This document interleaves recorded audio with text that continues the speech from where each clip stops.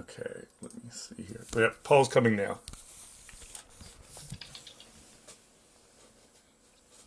Okay. Paul, Leah, Amy, Eric. Okay, we're all here. So Yeah. it is 8:02. I'm calling the meeting to order. Before we move to the first agenda item, which is resident comments, I just wanted to say official committee meeting welcome to our two new members, Eric Shaw and Naomi Neerman. Is it Neerman or Nairman? Nairman. Nairman. Sorry, my apologies. Thank you for asking. Yeah. So I want to say welcome to the committee to the two of them. Really looking forward to working with you both on everything over the coming weeks and months as we move forward with the election. So first on the agenda, we have resident comments.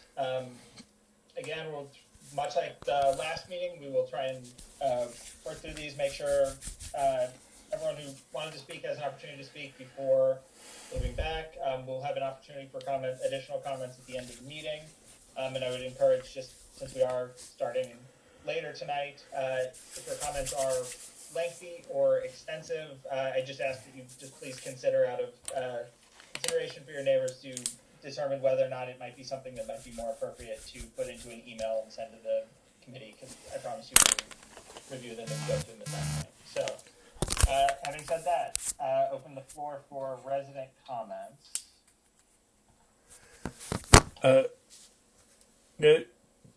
George, Naomi, I think, wanted to speak first here.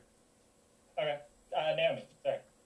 George, I think it really works a lot better for resident input. Everyone is considerate for each, to open up input from residents before and after each topic.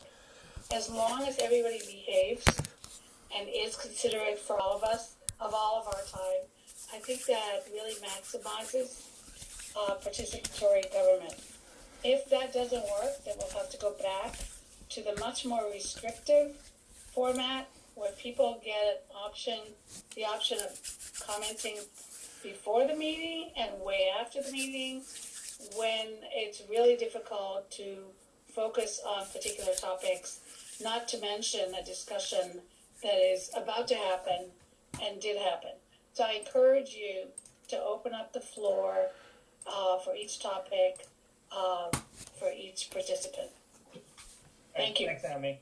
I think I've said this before. I disagree. I think this process works a lot better. It's based on, I have pretty long experience doing meeting facilitation in a lot of different ways, and depending on the type of meeting, I'm trying to be pretty flexible about the approaches, but in this instance, it's my belief that this method works better and is going to produce more efficient, effective meetings. So I'm going to stick with the resident comment periods at the beginning and at the end of the sessions. But thanks for your input. So do we have any resident comments? Marty. And then I'll let Jean after Marty, I think. Sounds good. Okay, thank you. George, I'm surprised. I know you have a lot of experience facilitating meetings, so I'm surprised to hear you say that you think the restrictive format of comments only at the beginning and the end from the community, that you think that's either efficient or productive. The nature of that format is that we don't really know as residents exactly what these agenda items involve. It would be helpful in the future to include in the announcement a packet of any materials or documents that you're going to be reviewing, because right now when we look at this agenda, it's very general, and I appreciate the fact that there is an agenda at all, but this doesn't really tell us what we're going to be commenting on or what you're going to be doing. We don't have any documents, for example, about your quality assurance processes or a manager update on the election processes. I mean, if we knew what those documents were, we could comment on them now, but since we've never seen them, it's difficult to know what we could possibly say about them that would be helpful to you up front. And the other thing about the dynamics of a meeting format that you're using tonight, that you used in the previous meeting, is that obviously it's at odds with the council's practice. The council meetings have gone to the more inclusive, participatory topic by topic discussions, which has really made a huge difference in the whole tone of the council meetings. It's been terrific.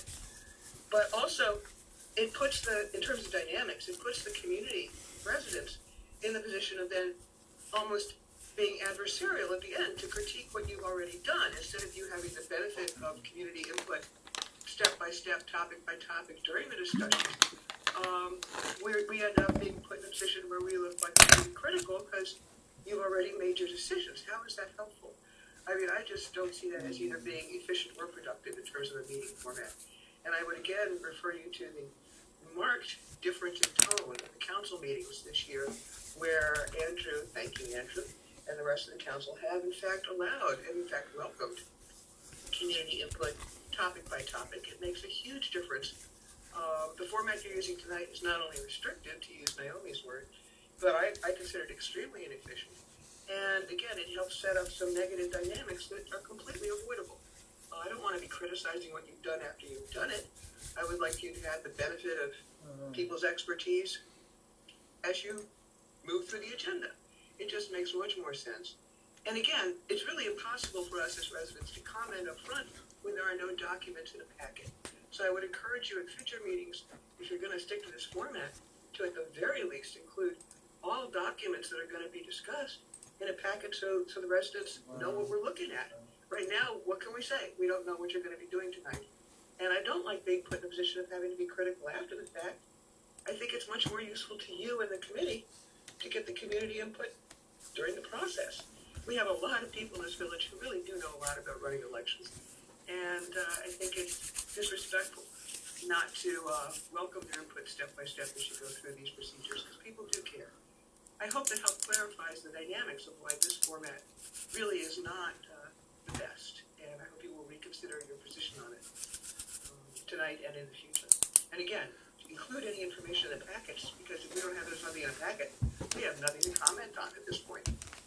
And all we can do is comment on it after you've done it, which is useless. Worse than useless, it's negative. Thank you, Marty. Dean? Hi, guys. First of all, I wasn't gonna. I want to say first, Marty, they were really good points, and that's not why my comment was not about what your points are going to. But you really made some excellent points, and I have to give you 100% thumbs up, guys. Marty, and I really hope the committee will think about this, especially the points about being negative and all this kind of stuff. So anyway, please, George, think about this. A better way for us all to communicate, because that's at the heart of the matter. What I was going to mention is, how come, this is an old lady comment, why are we starting at 8 o'clock at night? I like a 7:30 start just because maybe I can get to my early bedtime. Okay? You don't even have to respond. You can just say, we understand, Gene.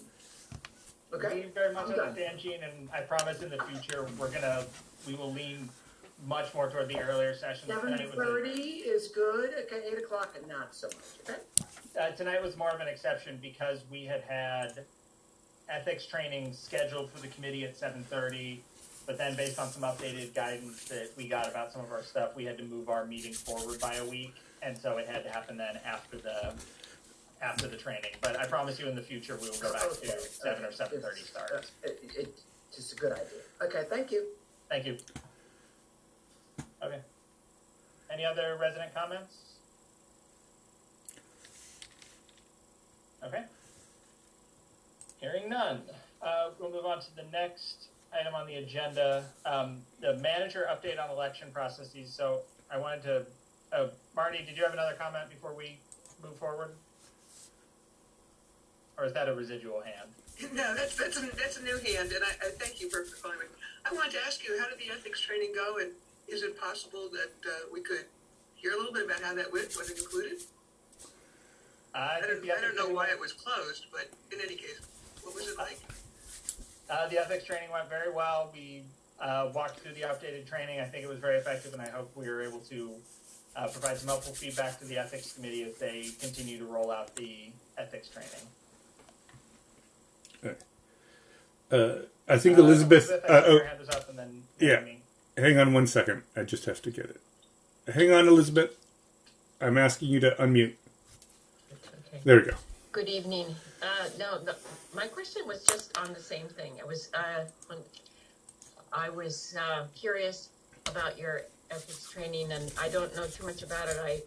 Is this something that's going to be offered to all the committees? Is that the idea? This is sort of a trial, and if so, will the materials or the whatever you're using be available for us to have a look at any time? That was So I my think question. I would defer on that one to the ethics committee. I know I can just speak to this. I know the draft materials are on the ethics committee's website, correct, Lori? Yes, we have, if you go to the ethics page, the last meeting packet features the full program, so you can go through it, and we've solicited feedback from residents and council members, and we'd love to hear from anyone with any ideas on it. But it's on the ethics page under the last meeting packet. Okay, thank you. Thank You're you. welcome. And Naomi? Just two quick comments. First of all, I did ask Niles to put up the documents, to post the documents that we're going to be discussing tonight. I hope he got around to doing that. Every time we meet, we should include that along with the agenda. Otherwise, people don't have a chance to prepare their comments. Niles, do you want to say something? Yeah, so I just put in the chat, if you see the link to it, that's on the website. So if you want to click on that and look at it, those are the documents that George sent around about the voter roll and such. So that's sort of the main thing that I understood. I do think, George, that we need to make a habit of it. The other thing I wanted to say is that I asked at the ethics training session that we make all of the ethics training meetings public. I see no reason why they should be held without public participation or at least viewing. So hopefully in the future, when the ethics committee meets and trains, that it will be a public meeting. Thanks, Naomi. Over and out. All right, thanks. One last thing, sorry, before we move to Niles' update, I did want to let everyone know, I realized when I was prepping for this meeting, Leah and Paul, the minutes from our February 8th meeting were sitting in my outbox and not actually sent to you guys, so I owe that is my fault. I apologize. I will get those out to the whole committee tonight, along with the minutes from tonight's meeting, so that way we can get those approved and posted. So, mea culpa, my apologies. But so those were sitting in my outbox, so we will get those out to you guys, to the whole committee tonight. Niles, update on election process for us and current status. So the office has been working on a couple of things. The first thing that I'll say is that the recommendation for the council and for the committee is to just go with Electech as our vendor, who's done the work the last 2 years. I had a good conversation with Electech on Friday, just going over everything that we've done previously, and I think just based on their past experience with us and also us knowing what we want to improve, I think it makes the most amount of sense to go with that. We're in the process of updating the voter roll. I have about a street and a half left. So I'll send that to the committee as we discussed and sort of show what I've done and where the changes have been made and why they're made and all that kind of stuff, so that the committee has a full breadth of what we've done, and so that we can sort of take it to the next level. Do you have a condensed version of just kind of the process that certainly. So that you can walk through for us? Right. So what we started with, obviously, is we have last year's voter roll, the data that we have in constant contact people who've joined. I see we have on the call Joel, who I'm going to pick on just because he just moved in. So people like Joel, we have their contact information and are working through and incorporating them in the houses and pointing out the houses that where the previous owner, has now left and so on. And then we're taking all that and then taking the county voter roll and comparing it to it to identify those people who are not qualified to vote in the village. And then we're condensing all that down, and then what you'll see is sort of why we said this person is not, this person is not qualified because they're no longer an owner occupier of this address, and so on and so forth. So therefore, the committee will be able to see the work that we've done, and then you can say, yep, okay, and then sort of go to the next step there, and then identify questions, right? So this person we know is moved. There's a couple of, for example, the best example is we have a couple of places that I know will be either on the market or becoming on the market fairly soon. So those are households to identify as we get closer to the election in terms of has someone moved out, has someone moved in, and things like that.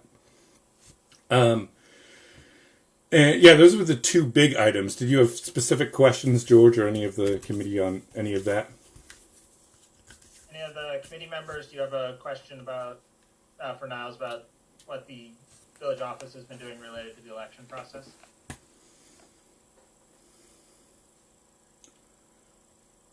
All right. Yeah. Yeah. Naomi. Yeah. I asked her to unmute. There we go. I just have a question about how do we use the street captains, the block captains, to double check what you have found, because they're more familiar than those of us who are a few streets away. And how do we want to publicize the voter roll, and in what way? So what we did last year, actually what we've done the last 2 years, is send out an email to everybody on the list and a letter to those who we don't have an email for, which is about 5 households, saying, you're receiving this, you'll receive this because you're on the voter roll, or your household has X number of voters. If you have any changes to this or whatever, let us know, and then you can email the office. You can do it that way, and then that way, sort of everybody knows, hey, to be on the lookout. That's what we've done sort of the last couple of years, and so that's another thing to address it. And Niles, can you talk a little bit about the process for? I don't think we want to necessarily publicize the voter roll, where we wouldn't want to post it because it starts involving people's information that we don't necessarily want to be like hosting on the website and things. But the voter roll is like anyone can submit a request to the office to get a copy of the voter roll. Correct. Yeah, anybody can ask for a request for the copy of the voter roll. I think the idea of posting it on the website, creates challenges, only because there's been concerns in the past about solicitors and things like that getting a hold of village data. It is one of those things. You can also request the county voter roll from the county, so it's not like you can't get this data. But it's generally been the idea of not necessarily posting it for everybody to see, just because of those type of privacy concerns. But we can also see if there's another method that we want to do. So I think with that letter, we might want to let people know what the qualifications are for voting, including people who may not know, for example, that they don't have to be U.S. citizens, et cetera, et cetera. So I assume the cover letter has that information. Yeah. No, I think what we did each of the last 2 years had that information. It said, here's what it means to be a qualified voter in the village. And then you can sort of update us and say what you need to add and so on. Most of the non-citizens we already know. For the most, they're usually the same people. There's a couple of people I know on one street who just moved in, who are Australian. So there are those opportunities, and we'll make that clear that these people moved in. They're not citizens, so they wouldn't be on the county voter roll, but they are residents through their communication with us and such. And Naomi, I think one of the other ones that I know we started doing last year that I think is good to continue to make not a central piece, but prominent in our communications out to everyone in the village is not just the qualifications, but also letting them know that if you have a question about whether or not you are on the voter roll, or if you are qualified to reach out to the committee, reach out to the village office, and we can get you an answer on Yeah. it. The nice one is we're not Rockville, we're not a village of 50,000, or not 50,000 people. It's 600 of us. It's not an overwhelming ask if those things are coming in. So I think we can build a lot of that into, like you said, the cover letter, the emails that go out, so that way people are reminded that there are a lot of resources to check. If they had a question, or they had a question about their child who's about to turn 18, etc. Right. Oh, and the other thing, sorry, I was just thinking about this as well, because we have one resident who's already told us they won't be in the village during the time that the ballots go out. They will be in a different state.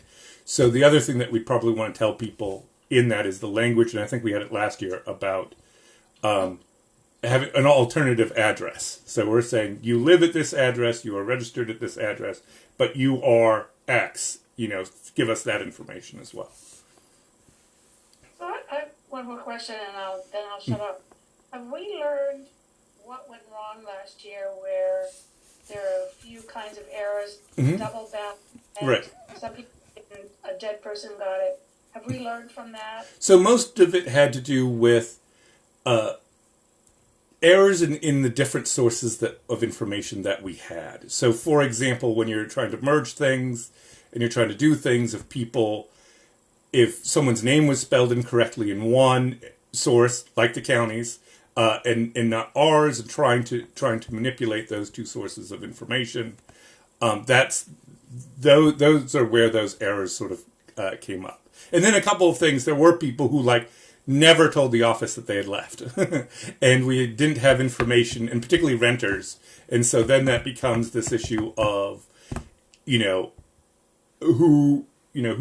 who's where, when, and why. And so it was mainly issues of that. So that's part of the reason why I've sort of, this year, both expanded the process and streamlined it at the same time, if that makes sense. So both starting from the beginning, looking at all of the sources, getting the county voter roll earlier, getting the utilizing our data constantly, and then also saying, particularly using the county voter roll as the basis in terms of, we're going to remove all of this information from the county roll. It'll be just this, and you'll be able to see, okay, this is what we did, and this is why we did it. And then I think it'll be a much clearer and cleaner process, and you'll see it, rather than trying to sort of piecemeal it in the way that Martha and I did it last year.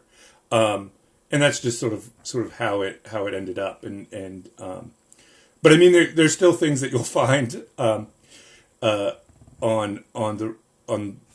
the county voter roll, for example, which I always find funny, is things like an address that doesn't actually exist. That's an interesting one, where it claims that somebody lives at an address that doesn't actually exist, and you're like, okay, so you have to deal with things like that. So, Yeah. So I just want to make a suggestion. I would suggest you send voter rolls to all of the students and ask each one of them to take a look as to what their block or street looks like, in case there's something they can catch that is hard to do from secondary sources. I think we can certainly look at how we want to do that. I don't want to overwhelm them, the main thing. So maybe looking at segmenting it or doing something to make it easier for people. Just for their own, Yeah. their own street. That's So- all they have to do. Certainly. Mm-hmm. But yeah, no, that makes sense. Mm-hmm. But yes. Okay. Are there any other questions on the election processes for now? So what's the schedule? Yes. What So that was one thing that I was going to want to talk to you about. So the state of the voter roll now is that I think by the end of this week, the committee will have the roll with all the identifying information, all of the this is we changed this is we changed that, so that then you can go and check and approve and say, yes, these people have been determined not qualified. You can go ahead and move that to the list. Then I think what we want to do is have a deadline like April 1st for the committee to say, we've checked with everyone. We've checked again. Is there anything that we still have outstanding? And then sending it to the vendor at a specific time. I think we talked about it being like 1 week before the ballots go out, but we're still waiting on when the form will be to determine that. So my thought is to just have a date at the very least where we say, like April 6th was what I was thinking in my mind, is when we send the roll to the vendor. And then if there are changes, there are changes after that point. And obviously people will be able to update it all the way till election day. But this first thing is just the list to make it as clear as possible. So if April 6th is the deadline, when should we have the forum? Well, that was depend. So what I mean by the date there, and I don't mean to step over what you guys or the committee wanted to consult the candidates on when the forum will be, but the plan says that you have to have the forum before April 11th. So my thought is just having a day just for us to say we're sending the voter roll, because again, if there are updates in between, say the 6th and the 11th, those should be relatively minor. And then we could just do it. But they have a date where they have a list. And that's the way that it makes sense. And I think we want to get them the list in advance of the forum, because we're going to want ballots to go out right after the forum.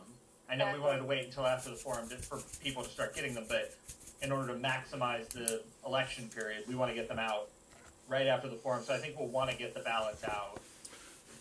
Yeah, we'll want to get, not the ballots out, sorry. We'll want to get the voter roll over to the vendors that first week in April, so that way they have time to prep it, get everything printed, and they are ready to, if we have the forum on the 10th, they are ready to drop them in the mail on the 11th, so people will start getting them April 14th or so, and they've got a month until election day, basically.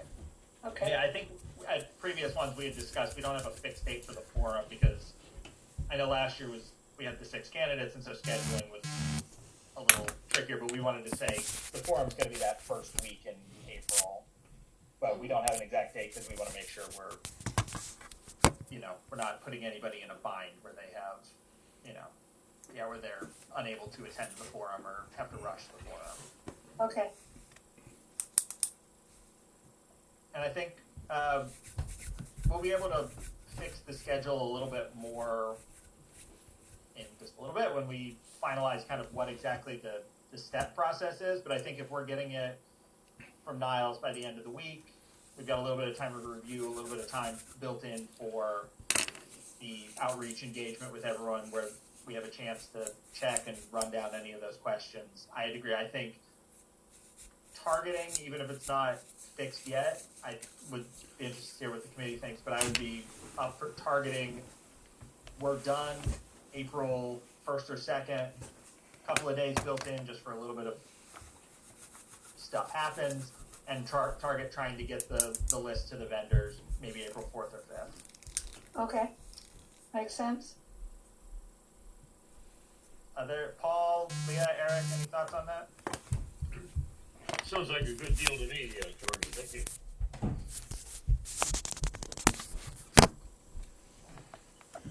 Okay, excellent.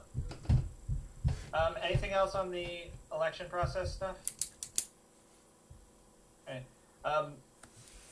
Niles, next up is the ballot quality assurance process. That was something I know Eric had raised as a potential based on conversations he'd had with you, and I think this was where I would envision folding in some of that conversation on what we are conveying to the vendors. So one of the things that we want, obviously, last year and previous years was electronic tracking both in and out of the ballots. And one of the discussions I had with Electech was that they're going to have a new, or they've found a vendor that they feel very secure about doing both of those things, even better than what they had previously. And so I think that we can look forward to that. They do state elections and things like that, so they're getting a high rate of that. So one is having electronic. So we'll be able to ask, and we had residents last year ask, where is my ballot? When it's coming, when it's going, and then we would be able to say, we have it, or it's getting back, or we sent it out and it's in transit and it's telling us this. You know what I mean? Depending on when it's coming in and when it's going out. I also want to recommend, and I think this was a good check on that last year as well, was to request that the vendor tell us every day how many ballots they physically received in their facility. And that way we can sort of check, have another check on ourselves of this is what we're doing and this is how we're doing it. So that we can make all of those preparations to hear back from people, to anticipate those questions and telling people this is where it's at, we have it, and then yes, they've confirmed today that they physically have it, so that people have that security in those type of questions. So, but those were the main two things: electronic and then the physical counting. And electronic, you mean electronic tracking, right? Yeah, electronic tracking. So tracking with the the barcodes and all of that stuff, as well as this. So, as well as the manual visual count. How many did you get today, and that kind of stuff. Yep.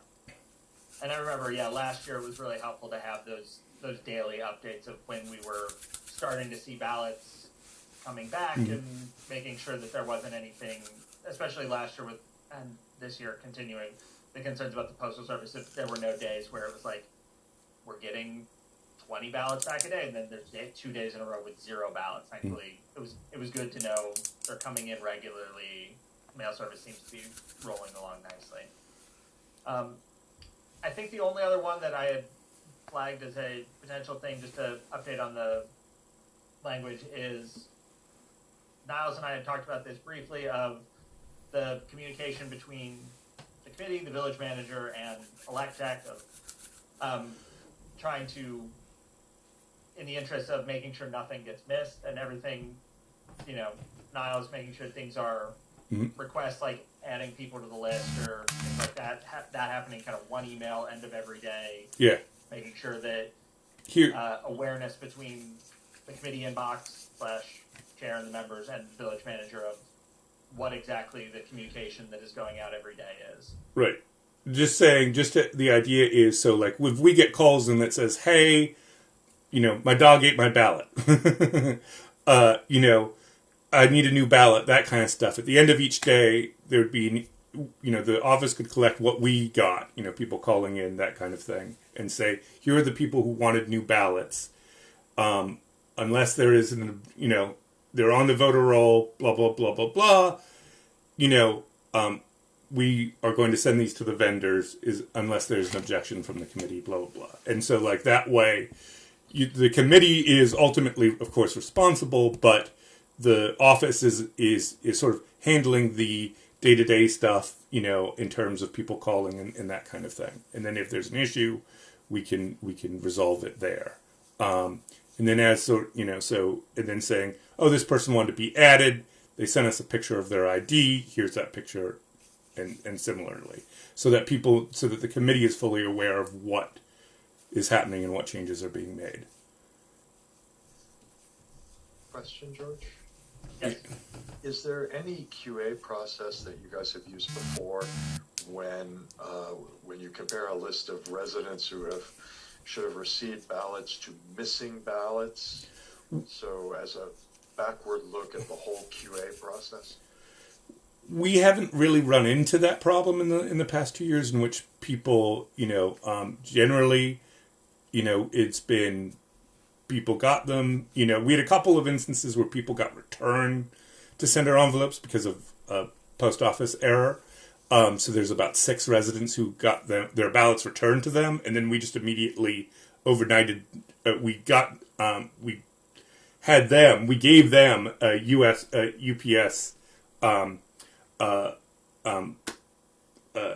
padded envelope and the scanner. They put their ballot in, and we overnighted it back to the vendor. So like that's great, but it doesn't tell you if they didn't get a ballot in the first place. Correct, and we only had a couple of people who said, "Oh, I didn't get it," and they should have. I think there's 1 or 2 who never received a ballot.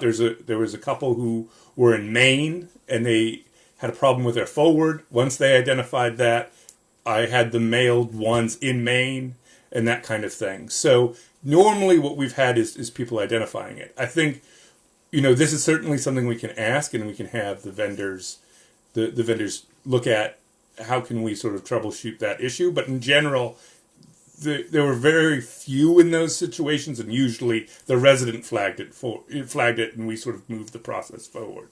But we can certainly discuss that. I guess it's also kind of a philosophical question about whose responsibility is it. Mm-hmm. Eric, I think one thing that we also did last year that I think will be really helpful for that is making sure we're sending out pretty explicit messaging, and it's built into the comms calendar now of when ballots are mailed. We are, it's a email blast to the whole village that includes pictures of this is what the ballots look like, be expecting to see it. If you don't see something in the next couple of days, please let us know, and we will flag that as an issue. And I think that's also something where with the electronic tracking will help. We'll be able to take a look at the tracking and make sure that there's nothing that has disappeared into the ether, as it were, before it gets to people. But I think that helped last year where it's not just you'll get the ballot sometime in April. It was the day they got mailed. They are all out. They're on their way. Be on the lookout for them. If you don't get it in the next 3 or 4 days, please let us know, and we will track down if there is an issue. Makes sense. Niles, Yeah. Obviously the vendor has the role, the complete role of citizens. Mm-hmm. Is there any way that are they keeping a checklist of these people, if they make sure that they have gotten a ballot? So that's, yeah. So they have the list, and what they're do is with the tracking, they can say we sent them out to everyone, and this is the tracking number, and this is all of it. And then the bigger thing is coming back, where if people don't put their ballot back in the mail, we're not going to know whether they wanted to vote or not. But in terms of sending it out, we could easily track it and go all the way through and say, this is one, this is where it went. It arrived on this date. If you didn't get it, let us know, and we'll do it. So they can tell us individually, whether it was returned or not. To me, it's important to know that that everyone got a ballot. Yes. Whether they returned it or not is up to them. Right. No. But I think we can say, and we can, because people asked. There are individuals who said, I hadn't gotten a ballot yet. What did they tell you? And they would say, oh, it was in transit, or it was delivered. Like the code said it was delivered. Like in the case of the couple who were in Maine, it said it was delivered, but it turned out it was delivered to their house here, and it wasn't forwarded. Right, so we could determine where we were in that pattern, and sort of was able to do all of that. Thank you.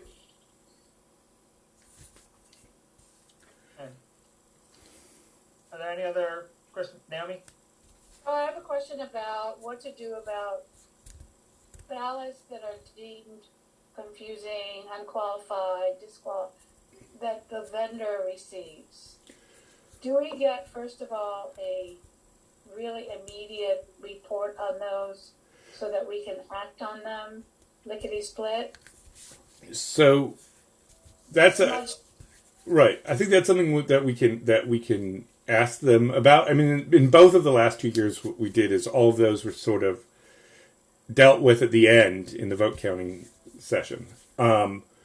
But in general, people also told us that. We had people who said, I've signed the wrong one, so I signed my husband's, and so on and so forth. And so we were able to identify those.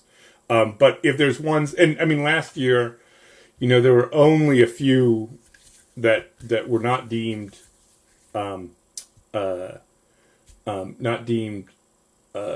sufficient. So it was, it was whatever it was, 5. But the rest, they went through and said, yes, these all checked, and they did that before. But we can certainly say, if you see one that you have a question about, you can flag it, and that's part of that daily check. If they're checking what they receive, we can say, hey, at the same time, if you notice any ones that you have a question about, just let us know, and daily, and then if there are issues, then we can say, here's an issue that the vendor identified. So I think, are we slightly constrained because the election plan says that they don't notify us of the non-conforming envelopes until the night that they all come in? Because I think there's a fairness equity one of like we wouldn't want to be having additional time for curing a potential issue where it's got 3 weeks because someone voted early, but you only have a day to cure something that comes in the last day. You have to treat all of them exactly the same. So I think in the election plans it says that we don't know about those issues until the day that they actually go through and chart everything. It could be something where maybe the instruction is we're not addressing an individual envelope, but we are asking them for general information on that of like, are we getting back where 30% of these are coming back unsigned? Right. And this is going to be an issue for us because clearly there's something broken about the instructions or XYZ. So that might be, maybe that's the good middle ground where we're spotting if there are any big systemic issues, but we're not creating an unfairness or violating the election plan by getting into individual ballots that might have an issue. As long as it gives us time to really cure them.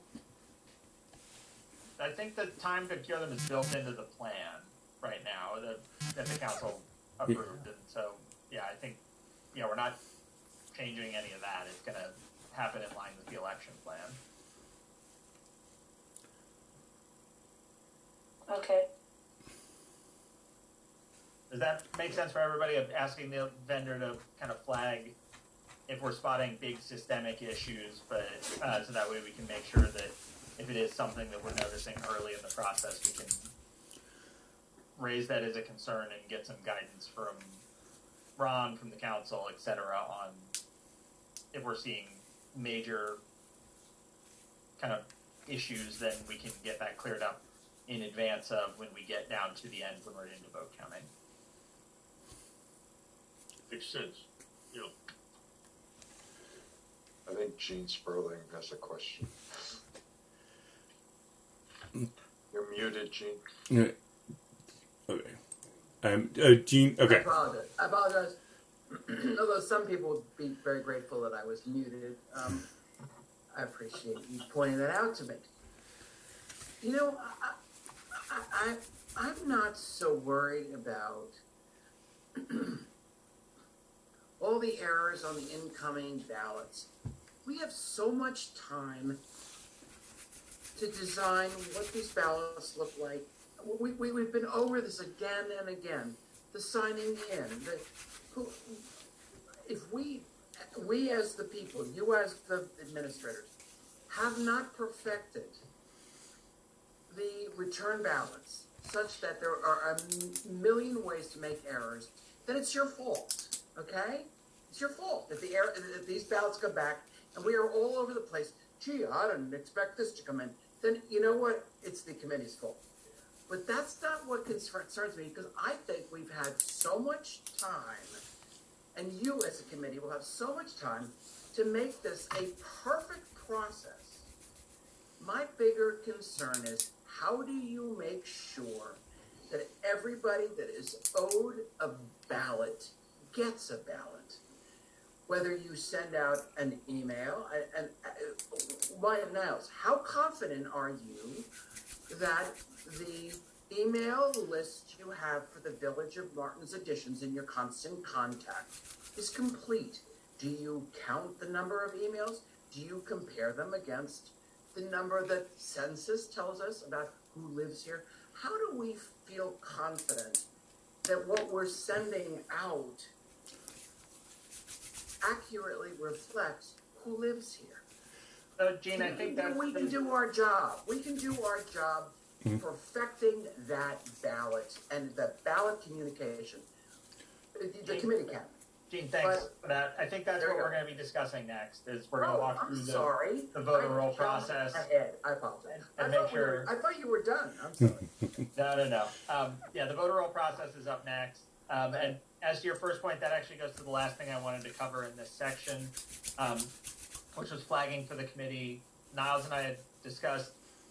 If you go look at the committee files on the share drive, you will see we have the ballot designs from last year. We have the initial draft of language for what, like the ballot instructions that went out. The actual envelopes, I don't think really need an update, but that's one I think we'll want to review and make sure as a committee that those are good. The instructions, we know they at the very least need an update because people are voting for 3 instead of 2 this year, so those need updates. But I think we'll want to look through those, but I think we'll have some time to start reviewing that now and make sure that the envelopes, the ballot instructions that go out to everyone are clear, they're concise, we smooth out and eliminate any chance of any issues so that way we can get all that squared away, along with the update to the ballot instructions. And we can, like I said, as Madison has pointed out, and I pointed out a bunch from last year, we had a less than 1% of ballots had an issue with the forms last year, so I don't think there's a lot that we need to change to try and correct that, but I think we'll want to try to address even those few that weren't, by making it even a little more prominent about reminding people about the signature block on the back that needs to be filled out and the other requirements that we have around the things, like making sure that the ballot and the secrecy envelope are sealed, et cetera, that trying to make that as prominent as possible so we can continue to try and get that number down to 0. Because that's, I know, where we would all like to be, is we would love it if we get this to the end of the process and we've got a 0 in the disqualified ballot envelopes and ballots, frankly, because I know that's a separate one with the ballot instructions as we fill out. And we'll want to make sure we get that down to 0 so nobody is filling in 3 and adding an extra write-in one where now we have to toss the ballot, et cetera. So I think that's something that we're going to want to work on. Do I have any volunteers from the committee who wants to take a first look at the ballot instructions and potentially do some updates and circulate them back to the committee?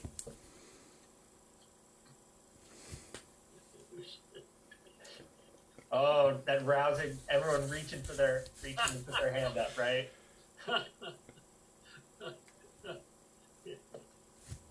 Do all of you guys, by the way, do all of you know exactly how to get into the SharePoint stuff where all the old files are? Yes. Okay. So if no one volunteers, I'm going to have to I'm going to volunteer someone because we have other things that will be volunteered for later on with some of our comms process. So no one's getting out of this with nothing. So maybe jump at this now. I'll do it. Naomi does it. Thank you, Naomi.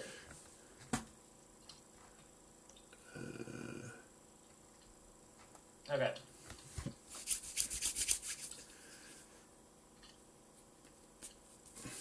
Okay, Naomi, thank you for doing that. And yeah, if you just take a look, like I said, I know we need to update the 2 to 3 and maybe make it a little more prominent to remind people about what both the envelope signing and it's not 3 plus write-ins, et cetera. So yeah, just take a look, send it around to the committee, and we'll get that updated and approved. So I see people's hands up. We're not doing resident comments until the end of the session. So we're going to move on to discussion about the voter roll procedures. Unless anyone has anything else on ballot quality assurance process and that update.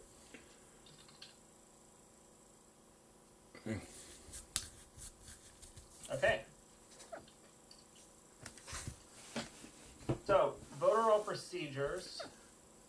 I saw, Naomi, you had sent something around. I sent around a draft of some fairly explicit procedures that walk through in detail, kind of step by step. That was based on, I had a meeting with Niles and with Ron, and for at least a portion of it with Andrew to talk through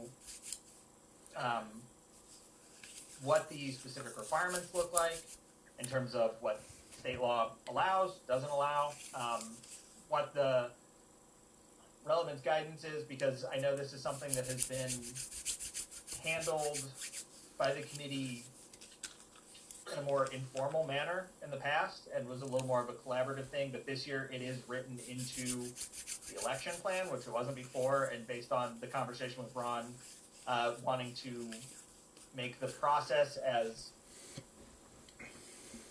clear and delineated as possible so that way we can make sure we're avoiding any issues because we are walking through exactly what the steps are. And as Ron also pointed out, it's also making these processes more concrete, make sense in a mail-in election. It's obviously less of a concern when it's in person because you don't have to worry about someone who has moved to California showing up and voting on the day. You don't have to worry about ballots going out to something to an LLC that is held in the village that, you know, the company can't come down and vote. So Ron's guidance was to produce some clearer step-by-step processes, especially geared around the fact that what is described in those processes as the process that we would follow to declare a voter to be not qualified. Ron's guidance was, under the Maryland state law, we have a really hard time removing people from the roll. And Niles can probably walk through the extensive process that is followed by the county before removing someone from the county voter roll.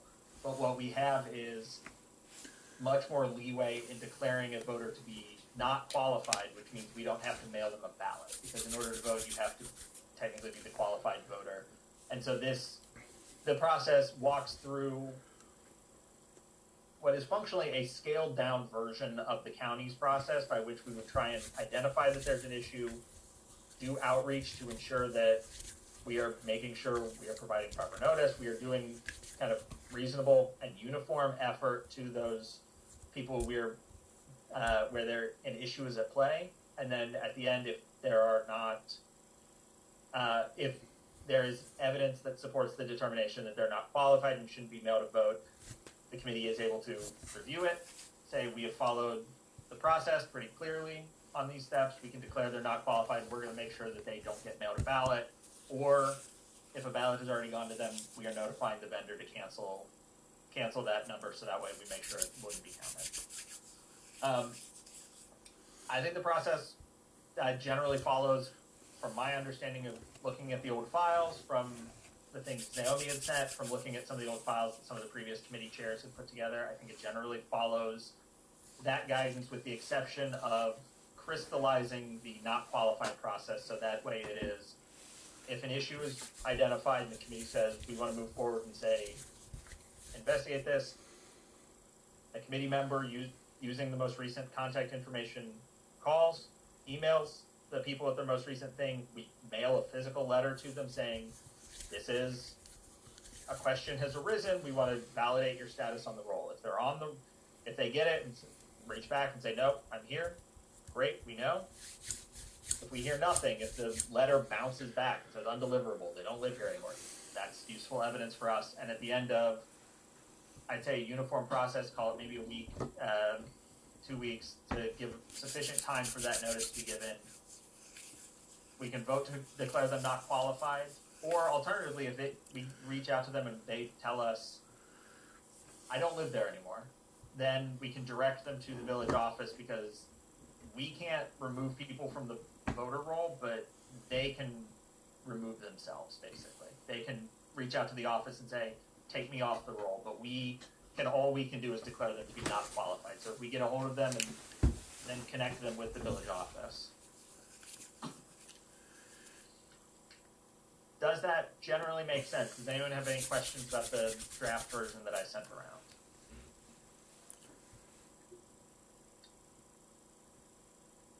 around? Okay. I will also add, just not hearing any questions just yet before we get into specific details. There was one thing that I flagged in, I think, red text in there that had to do with challenges. So we build in a challenge process, because I know this came up last year, about what it looks like for if you want to challenge that you have been improperly removed from the voter roll, if you have been improperly declared not qualified, or if you want to challenge someone else's qualification on the voter roll. For something about yourself where it's related to, I think I was removed improperly, I put the deadline for that as the same deadline for making changes to the voter roll, which is May 10th. I think we said it was noon, was the deadline on that one.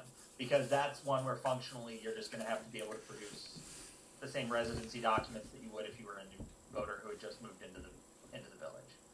For challenging someone else, I think I had said the deadline was the Monday before, not the 9th, but the 2nd at noon, because that one I wanted to set that date earlier to make sure that if someone raises a challenge about someone, we have sufficient time to spend a week to try and track that down, so that way it's not the day before someone says, I've challenged John Doe's residency, and we only have a day to try and make that determination. So I set that deadline for challenging someone else's qualification as a voter. I know it's a weird term, it makes it sound like that, but so that's what I had set. So that was the reason why there was that red highlighting flagged in there, but I'm more than happy to hear if people have thoughts on those deadlines or the processes.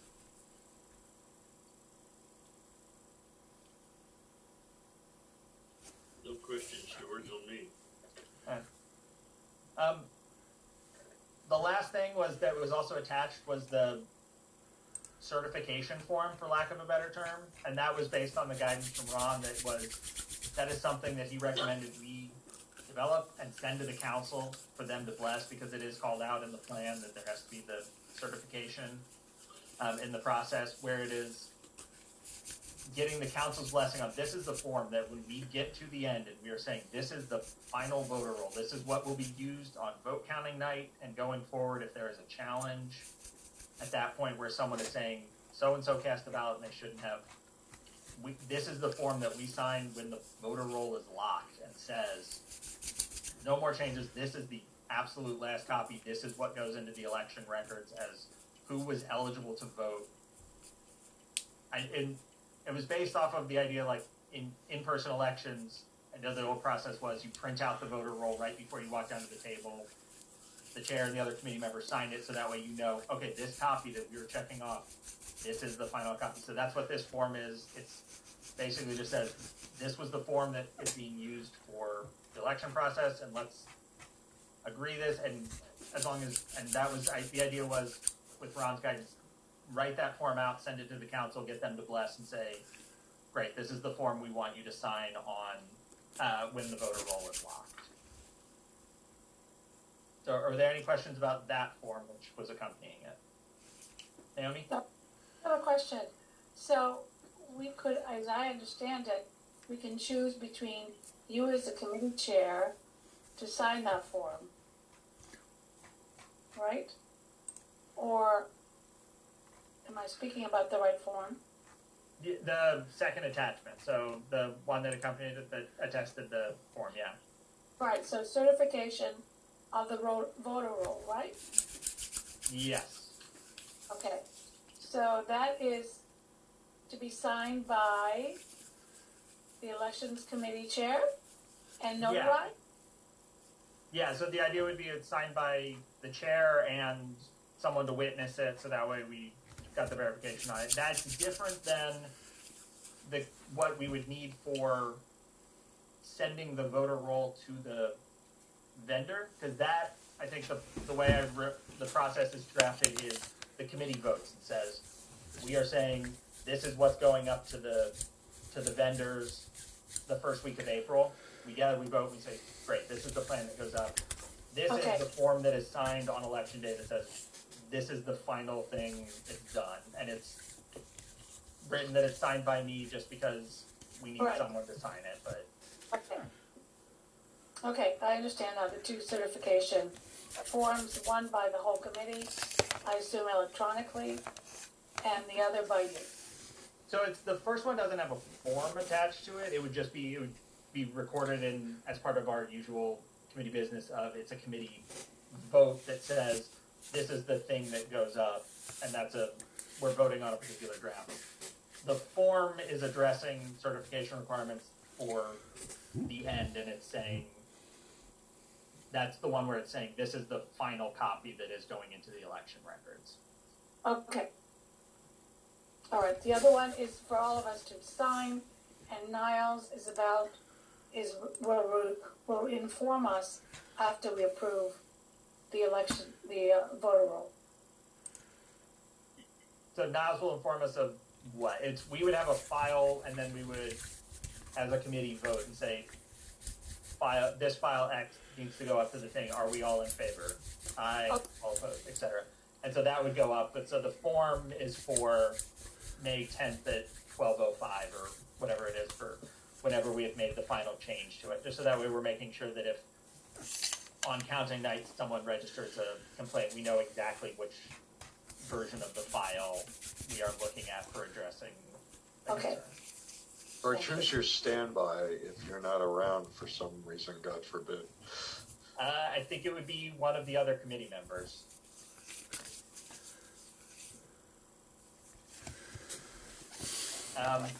Does anyone like to volunteer to be the backup for handling the certification if for whatever reason I am unable to attend or sign in person? Why don't you appoint somebody? Okay. Paul, do you want to be my backup? I'll be your backup, George. Great, thanks.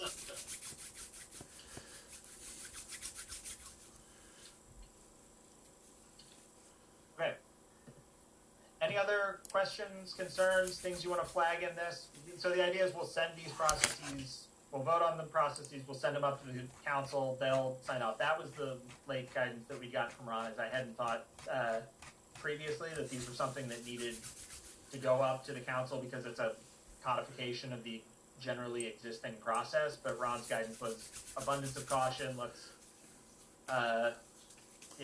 make sure that this is something the council has the opportunity to look at and discuss at their meeting. So, do we have any other questions, proposed edits, concerns from the committee members before we vote on it?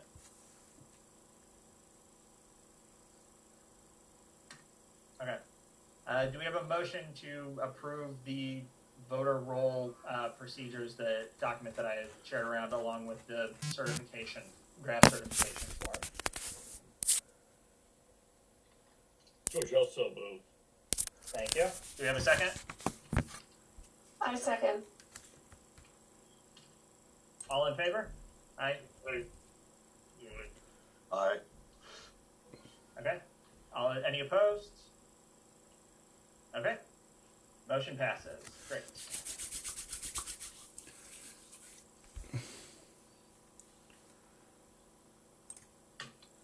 Okay. So that checks that off. Next up, we have three things that all relate to communications. The first one pretty heavily dovetails to what Naomi has already volunteered to take a look at, where it's the ballot guidance and instructions.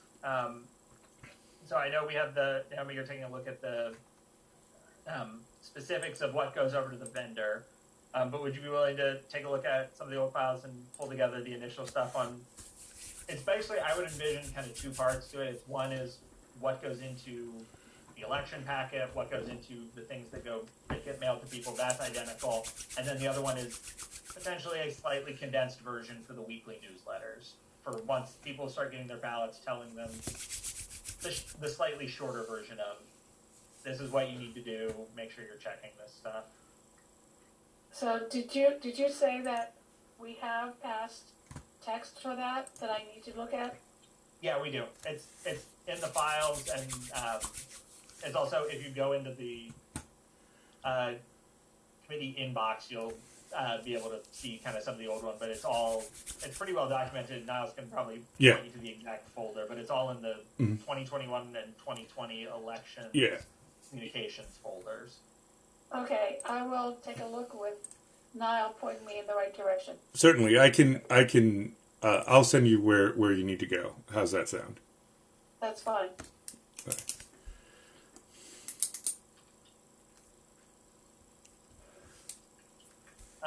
Anything else that anyone wants to raise about the ballot guidance and ballot instructions? I know I had mentioned earlier trying to make it as prominent as possible in the language, reminding people you need to sign the back of the envelope. You need to make sure the envelope is sealed because that's the stuff that isn't going to be curable. Along with, it's fine if this is swapped with someone else in your household.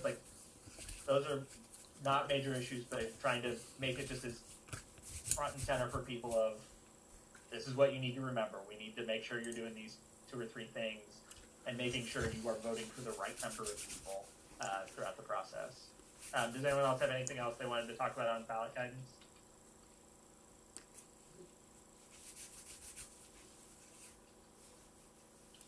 Okay. Okay. Communications on candidate announcements.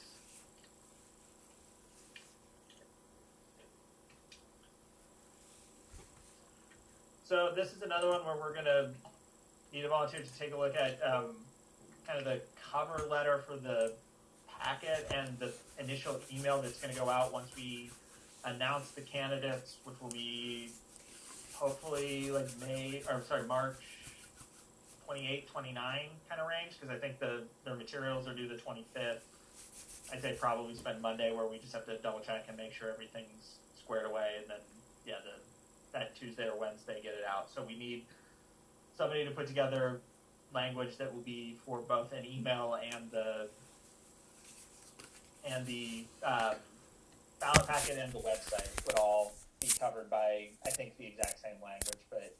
And again, I think that's one where you can lift pretty heavily from 2020 and 2021 about giving people a heads up on this and introducing the candidate statements and notifying the village of who is going to be running this year.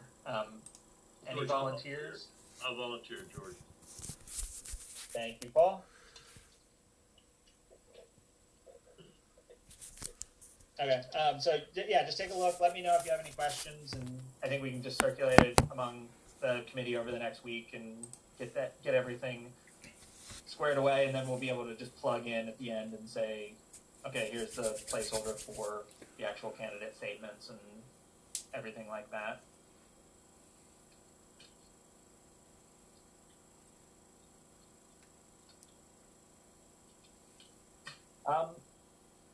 Related to that, I think for the other one that's semi-related to candidate announcement is you'll probably see an email from me tomorrow morning. Hopefully, if not tomorrow morning, then tomorrow night. Just asking everybody to take a quick look at the messaging so we can send out. We're in the last week of nominations for people to send in their nominations. So just the emails that will go out this week reminding people that the deadline's coming up and if they want to get in their nominations of either themselves or someone else.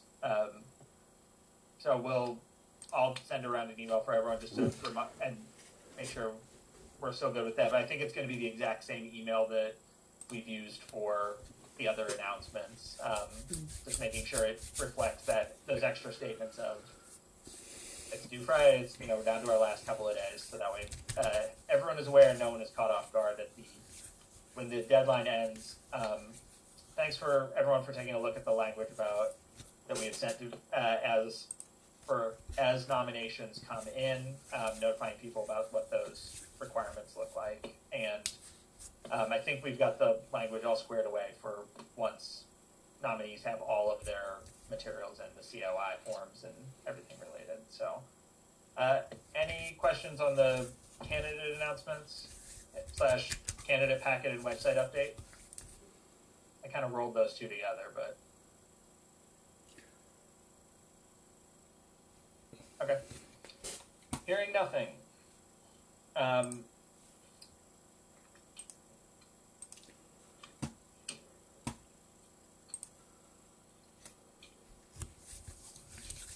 Okay, next one up on the agenda is forum scheduling and preparations. So I know we've talked about trying to have the forum, that first week in April probably / into the second week, as long as we can get it hopefully done by the 11th. So we'll need basically a couple of emails related to the forum. We'll need something that will go to the candidates, double checking with them, saying, inquiring about a couple of nights, and then we'll need something going out to the village announcing the forum. So there's again functionally first thing up is a comms one. We want to make sure we've got that language all squared away well in advance, so that way we're not behind the 8 ball. Leah, Eric, either of you want to volunteer to put together those two email languages?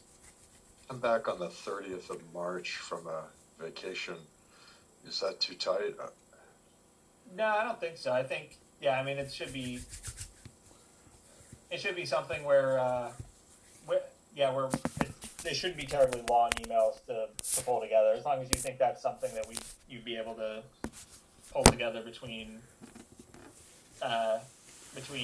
now and when we would want that email to go out, which I'm guessing would probably be, actually it might make more sense for Leah, because we probably want the scheduling email to go out when we announce the candidates on the 28th, so we probably need something done in advance. So Leah, can I impose on you to pull together a first draft on those emails? Yes? Okay.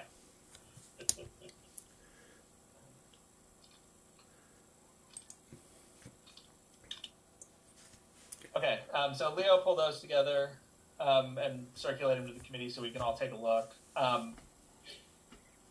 The other one that we'll want to do for the forum is, Leo, sorry, I should have mentioned this. For when we announce the forum, we'll also want to announce that if people have questions they would like asked at the forum, to email them to the committee.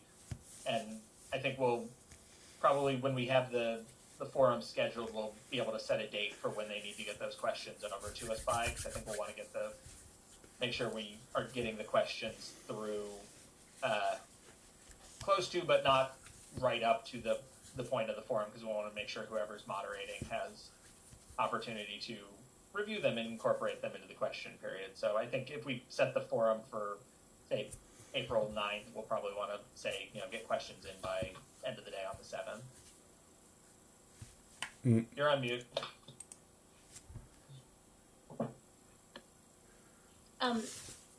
Can you copy and paste to me? Last year's? Yeah. Yeah. Well, the last year's, and then like all of your notes of what you want me to include. Yep. I have a tight end of month, and then it's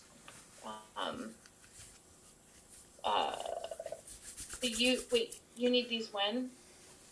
I'd say probably by the end of the month, but it should be, neither one should be very long. They both should be kind of one paragraph emails, just saying, one saying the forum's coming up, send in your questions, it's on this date, and the other one saying, candidates, we're looking at these dates for the forum, please let us know your availability. Okay. If George, if it's not too much to ask, can you just copy and paste that in an email to me, please? Thank you. Yep, will do. The other stuff is preparations for the forum, so we'll need to decide on moderator/moderators. We'll need to finalize a format. I think format will probably depend on how many candidates we have. Gets into, I think, last year we had to have slightly tighter response windows because we had the 6 candidates and we needed to try and get through stuff. So I think format will probably be something we can discuss amongst ourselves administratively once we have a better sense of what exactly the forum is going to look like. And I think the other preparation is just making sure everyone's got access to the inbox so we can make sure you're seeing, as questions come into the inbox, everyone has a chance to see them, make sure that that's being caught. We're responding to people, letting them know, thank you for your question, etc. We've got the boilerplate for that already built in, but just asking everybody once the period opens, helping just keep an eye on the box to make sure none of the questions or inputs are being missed in the run-up to the forum. That's not during the forum, George. That's the run-up to the forum. Yeah, it's during the run-up to monitor for the questions then, just so that way we can make sure that any of the questions that come in advance are properly captured, cataloged, and being shared with whoever's moderating. Just because, like I said, I mean, last year where we got in 40-odd questions, and with 6 candidates, we, I think had 9 questions in the forum, but a lot of the questions were pretty similar and were ones that could be pretty easily condensed down into 6 versions of the same question. So that helps condense it down a little bit and make sure that we're both hitting on the broadest kind of swath of questions possible and making sure we're abiding by kind of the general guidance we would want from moderators around questions that are equally applicable to all the candidates, questions that are, fair. And the last one that I think we had discussed last year was questions that are questions, not here's a long statement. Do you agree? That's not quite the same. So we've got that, and then the other one that I've got that I can email around is the tools I used last year to randomize the question and response order. It's tools and it's pretty basic. Just walk through of randomizing it, then tracking it to make sure that it's even within the random, it's as equal as you can possibly get it, and only then you start plugging response names in. People probably couldn't see it last year, but I had a big sheet laid out where it's question 1. This is the order in which people are responding. Question 2, etc. Just to make sure that we are as fair as possible with the moderating, and no one's getting to answer first every time. No one's getting to go immediately after someone every time, et cetera, et cetera. So I'll email that around to the committee as we get a little closer, just that way everyone's got a chance to take a look at it. And if you have thoughts, ideas, improvements on that one, then we'll be able to make those changes. I don't know about the random number generator thing, but I'm happy to help sort the questions and reduce them, edit them. That's fantastic. I definitely will make sure you're involved in that one. I don't know what everyone's thoughts are for the committee this year. I'll just say last year what we did was we got all the questions. That went into one document where it was the raw list of here's literally every question that had come in. And then we had, okay, here's a draft set of questions that are proposed, and we circulated that among the committee. We all agreed. We made changes based on that. We agreed to that. And so, I think whatever the questions are, we'll want to make sure that's being shared in and amongst the committee to make sure everyone's good on board with that. So, I will definitely take you up on being part of the team, reviewing the questions and helping consolidate and condense them as needed.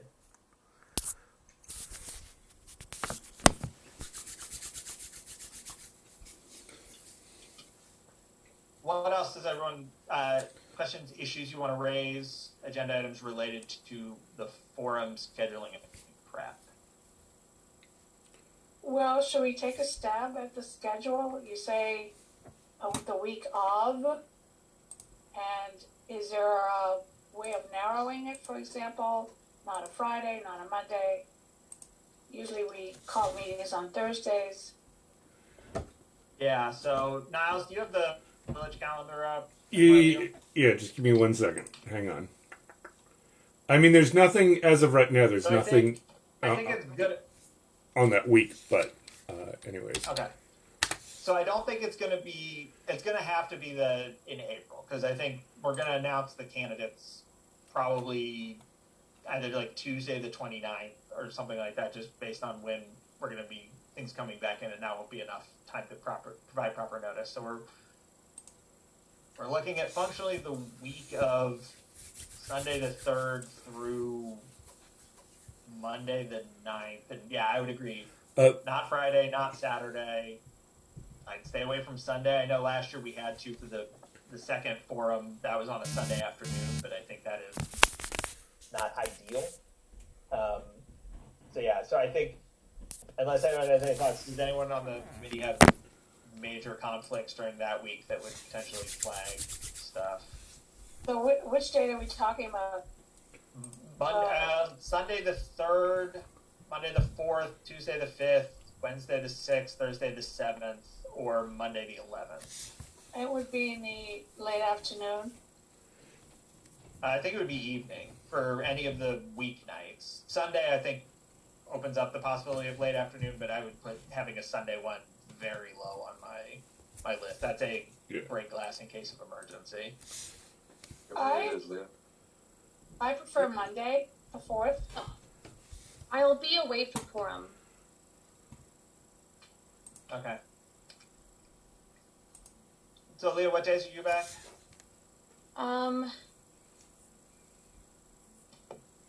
Oh wait, so you said the 7th, 8th. So, I'm gone the 10th through the 19th.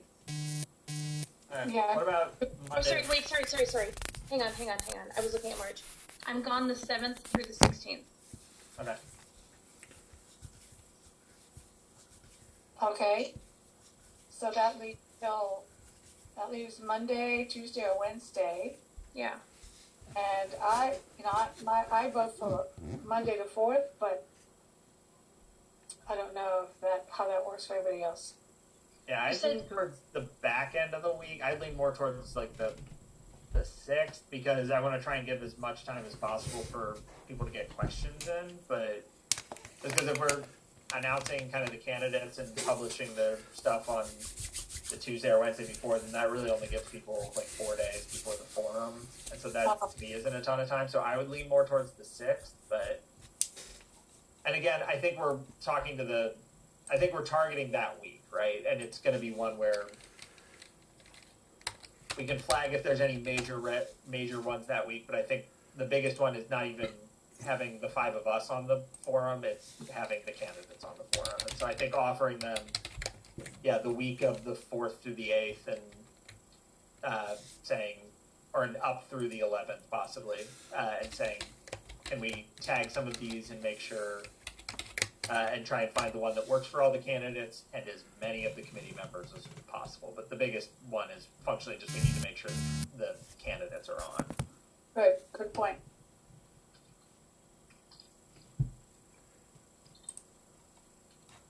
Okay. Anyone else have thoughts on the scheduling? I assume it's going to be virtually? Yes. I think that maximizes possibility for people to attend and is the safest one with the fewest number of red flags of if something crops up between now and then. And we will have, I'm sure Niles will laugh when I say this, we will have multiple recording devices coming for it. We do not want to have to do this again like we did last year. So moderating the forum, do we want to do solo moderator? Does anyone have anyone targeted in mind? Do we want to do kind of committee moderating between multiple members of the committee? I lean towards multiple members of the committee moderating unless anyone has a really strong preference one way or the other. I think always nice to divvy it up. I would vote for multiple members of the committee. Yeah. And I nominate Paul and Eric, both having such gorgeous voices.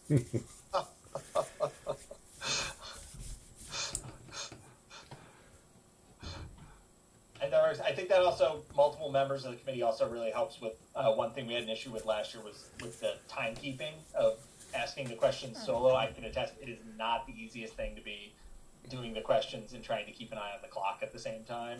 And keeping an eye on the clock to the point where you were able to flag people of like, you've got 15 seconds, it's time to start wrapping it up. So You run a tight ship, George, so I assume you'll be involved. I'm sure I will be involved in the process in some way, and we will figure out the best breakout of the moderators within the committee members, especially depending on scheduling. But as long as all the committee members are willing to be involved as needed based on your availability, I think we'll be in good shape.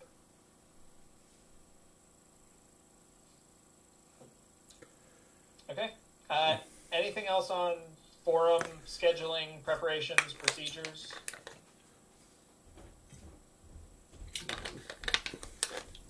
George, I have a question. Yes. Do we know, can you clarify what happens if we have 3 spaces available? Yes. Do we know if we don't have 3 candidates? So then it's the number of people who are on the ballot. It is whoever the 3 highest vote getters on election night are. So it would functionally wind up turning. I mean, the write-ins are all valid. I know in previous years it's much less of a thing where people get 2 write-in votes, kind of thing. So there's nothing that would invalidate it if we didn't have. There's nothing that would invalidate it. There's no changes to the process. There's nothing built into the election plan that would create a meaningful adjustment. It would just be whoever the 3 highest vote getters are on election night are the 3 winners. Including write-ins. Including write-ins. I mean, write-ins count the same as non-write-in, as regular votes. It's one vote. So. Except they didn't submit a nominations form. So it's actually written into the charter and the election plan that anyone who is elected via write-in things has a set period of time to submit their COI and disclosure and statement things. Okay. I don't know what the legal thing would happen if they didn't do it during that. I assume that you move on to the next person on the list, the next highest vote getter, because they have failed to meet the requirements established by the committee. But yeah, there's nothing in the election plan or the governance as I understand it that would change. And Niles can correct me if there's something that I'm missing. No, it's just you have to submit your form and things like that after in a set period of time and such, and that's all that it is. But once they're certified as winners, they're winners, just like anything else. Are election members ineligible to run in case we want revenge on George? No. Not documents by being committee members. Yeah, I think it's one where I don't think it's explicitly prohibited. I imagine there's a lot of issues with that it would raise that you would not want. I can think. Should we call Lori? Last year, I will say, because in the vote counting procedures, which we will discuss, I think in April, so that way we can get them to the council and have them validated before we get to vote counting on the 23rd. Vote counting around write-ins is basically the ballot is displayed to us. We look, someone motions, says, okay, it's a motion and the committee vote up. Yes, I see a vote for John Doe and a vote for Jane Doe. All in favor, agreed. And I think it was written into the procedures last year, and if not, then it should be where if it happened that there is a write-in for you or a family member, that you would obviously not participate in that particular counting of the vote. Well, so just to be clear, ethically, I think none of us can run or even get elected, and none can advocate for a candidate. So I would flag. I don't know about being elected.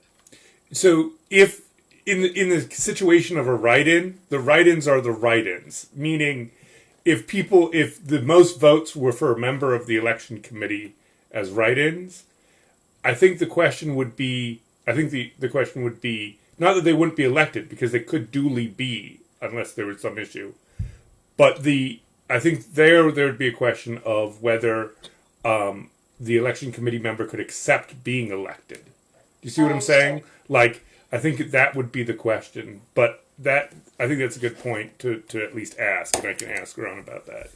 But that's my understanding. Yeah, my understanding would be, having looked at the rules, there's nothing where we would be able to disqualify a write-in vote where it said it's a vote for Naomi. There's nothing where we would say, nope, invalid. You can't vote for Naomi. Where the question would be, can you then, decide to serve? And also, there would definitely be an ethics one of if, say, Leah files between now and Friday and says, I want to run, then that would trigger some ethical stuff where it would have to go to the council and the ethics committee about what is the appropriate mitigation thing. But my understanding would be, and now as I'm sure can check with Ron, there's nothing where we would be able to disqualify a write-in for a member of the committee because all the members of the committee are qualified voters. They're eligible to receive votes. But I think, obviously we're going to want to write in that you're not allowed to participate in adjudicating write-in votes for yourself, and I'm sure there would be some questions if it did actually manifest that a member of the committee wound up getting one of the 3 highest vote totals. That would open up I'm sure, a number of questions to be addressed after the fact. Yeah. Does that answer your question, Naomi? Yes, thank you. Okay, great.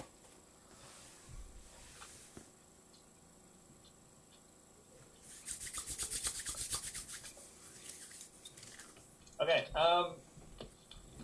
last thing up, the candidate statements and conflict of interest form review process. Those are obviously coming in. We've got through the 25th. It's written into the election plan that for the candidate statement and the conflict of interest forms, the committee will review them. If we identify an issue with them, we notify the candidates and they've got 24 hours to fix it. For the COI forms, I think that's functionally just, did you check all the boxes and did you sign it? Like, we're not reviewing, there's no issue where if they mark, yes, I have this particular conflict, that doesn't disqualify them from the ballot, is my understanding of it. And if anyone else has a question on that, but yeah, what we do is we look through and for the candidate statements, notify them, okay, did you stick to the right number of words? Are there any issues with formatting that we need to correct before this gets plugged in? And taking a look at the COI forms and just make sure, did you actually complete it? And if not, okay, we'll reach out to you to target it. I know the ethics committee is beginning their process on actually reviewing all of the COI forms for committee members and are interested in potentially reviewing the COI forms for the candidates. So I think we'll want to discuss whether or not we want to release the candidate COI forms to the ethics committee once we've had our chance to review them. But any questions from the committee members about reviewing the candidate statements and the COI forms? No? Okay. Eric, I know you're out of town until the 30th, so why don't I take first cut at reviewing them as they come in, and then I'll make sure that they're made available to everyone on the committee so we've all got a chance to take a look. And if there is something where it is an issue, we'll make sure we set up some time for, if there's a broader issue that would require kind of committee deliberation on thing, we'll be able to block out some time. But why don't I take a first cut through and flag for anybody if there's any problems, and then send the aggregated files around once we've so that way we've got a chance to review them through the 29th. I'll take a look that weekend and flag for anybody if there's any issues. Thank you. Does that work for everyone? Yeah, that works. Okay. And Eric, thank you for the recommendation about the table. I now have a table on my computer to keep track of status on any of the nominations in the forms to make sure that we have visibility into where everything is at any given moment, and if there's any issues. Or should the person that was nominated by another party agree to be nominated? Yes. Great. So that's the 4 columns. We need a nomination, we need the COI form, we need the candidate statement, and the last one is if they're nominated by someone else, we need them to provide some manner of acceptance. And relatedly, Niles, I know it's written into the plan that they can drop it off in the office, and you and I have talked that you'll email the committee inbox and the committee members if you get any physical things dropped off in the office prior to the deadline. I know it's written into the plan where it is up through 6 o'clock on Friday. And Naomi, you had previously volunteered of being willing to be the committee rep down at the office between 5 and 6 on Friday. As anything comes in, is that still okay on your end? Or? What do you mean if anything comes in? If anyone drops off a nomination between 5 and 6, because it's written into the plan that they can bring that in. They can bring in their acceptance of nomination, a hard copy to the office up through 6 p.m. on Friday. So I think it would be good to have a committee member there. I'm going to be out of town, so I can't do it. So that's fine. I'll do it. So this is for someone who's been nominated but is missing an acceptance. Yeah, it's written in the plan that they can do that. I think the election plan is slightly vague on if it is just limited to you can only do the acceptance, or if you wanted to drop off a nomination for yourself, if that would qualify as being able to be dropped off at the office. My read, in the most liberal reading of it possible, would be if you're nominating yourself, that is an acceptance of the nomination, so you would also be able to drop that off on Friday up through 6 o'clock as well in a hard copy. I don't know what the other committee members think about that. I'm okay with that. Niles, are you going to be there? Yep. Till 6? Yep. Mm-hmm. Okay. That was my plan. So I'll be there till 6. So you will let me know if there's something to be picked up. Yep. I can call you and just have you come down, and then we can. What I was thinking, what I had said to George, is the idea that we would date stamp it, like we have a date stamper in the office, and then you would write the time and like initial it or something like that, and then send it to, and then we would scan it in and send it to the committee, if that makes sense. Right, okay. But that's only if something in hard copy is dropped. Correct. Mm-hmm. Yes, correct. And I think the plan also says that they can mail it, but it has to. It's not a postmark date. It's got to physically be in the office by 6 o'clock. So, yeah, Niles, I'm sure you will. Yeah, the mail is delivered. Yeah, the mail is like 3 anyways, so it's like, so we can just tell you that too. So I can tell you that as well. Okay.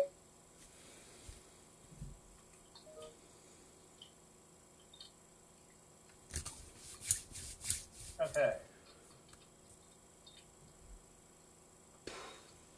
So I would motion that we, for the COI forms, because the ethics committee is interested in reviewing those, that once we have the COI forms, we verify them that they're all done and correct, that we make those available to the ethics committee for their review. Do I have a second for that motion? Why do they want to see it if they can see it before it's distributed? So, yeah, I can sort of speak to this. This was at the ethics committee meeting. Their thing was just, if they're reviewing all of them for the committee members and everybody that they have, the question is, should they also just look at them just to know what it says, basically. They just want to review and say, yep, it says something. If there is a conflict disclosed, right, Gotcha. It doesn't trigger anything. That should be said first. It doesn't trigger anything. It just is so that for their awareness, so that they know then if that person got elected, there could be a potential question for an advisory opinion or something like that. It's more for their knowledge, not to, it wouldn't any way invalidate a candidate and things like that. That's not what they're looking for. They just want to have the knowledge is what they were thought about, and they thought to be complete with their work. That was the two sort of suggestions that they had.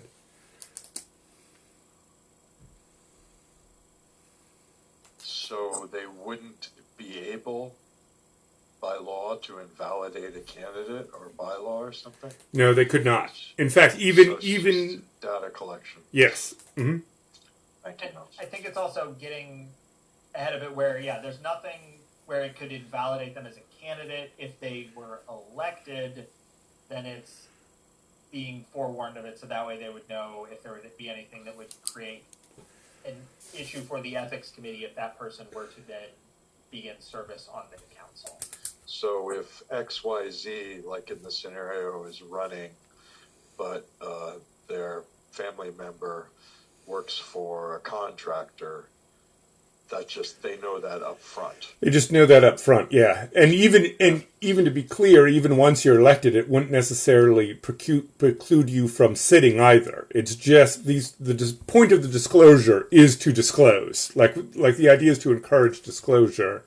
And so they would just be like, oh yes, this person has a relative who's a contractor. We know that now, so that when, say, a variance hearing comes up, where that contractor is a party to the variance, that council member could recuse themselves, or something like that. Something where it's not designed to be punitive necessarily. It's just for knowledge. So it's also conceivably another layer of control over ethical conflicts that are known. Mm-hmm. Great. I so move. Okay. I second. All in favor? Aye. Aye. Favor, aye. All opposed? Okay.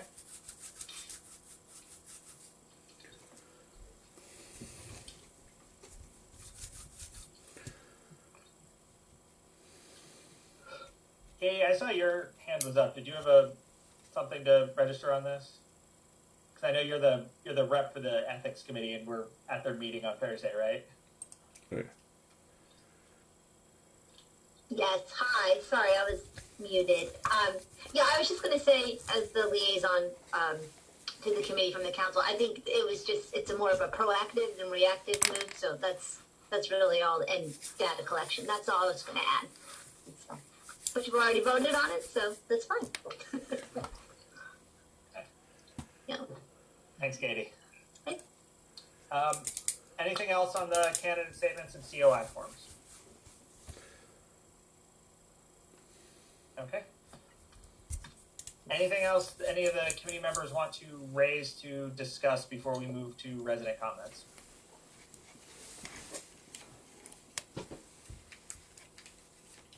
Okay. Hearing nothing. So 142. Okay. Now we have reaching the end of our agenda. We are now moving on to a resident comment period. If you have a comment you would like to raise, please either raise your hand in the picture or use the Zoom function. Niles will unmute you as these come through, and we'll try and get through everyone in order.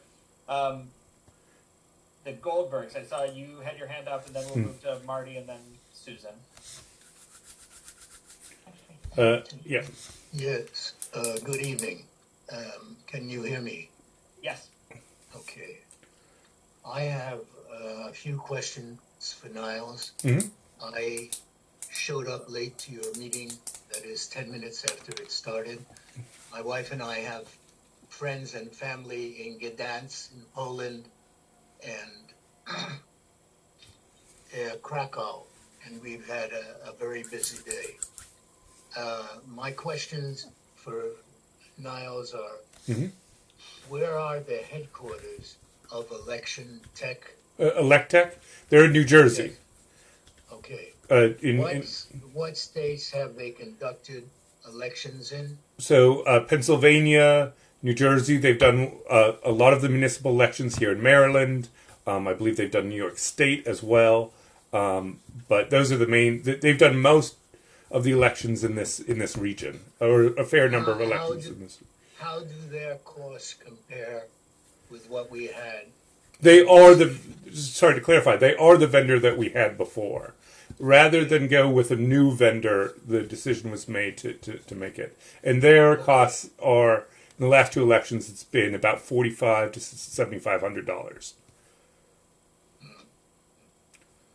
Okay, and then one other question I had is, by any chance, would you have their email or website, or is that easily available? So if you search Electech, you can easily find their website. I think if you have a question related to the election for the vendor, you can also reach out to me, and I can forward it to them if you had something specific in mind that you had. Okay, thank you. If I may, I have Yeah. a question too. Thank you. It was going back to your agenda item on ballot guidance and those final reminders to voters not to, to forget what to put in the envelope.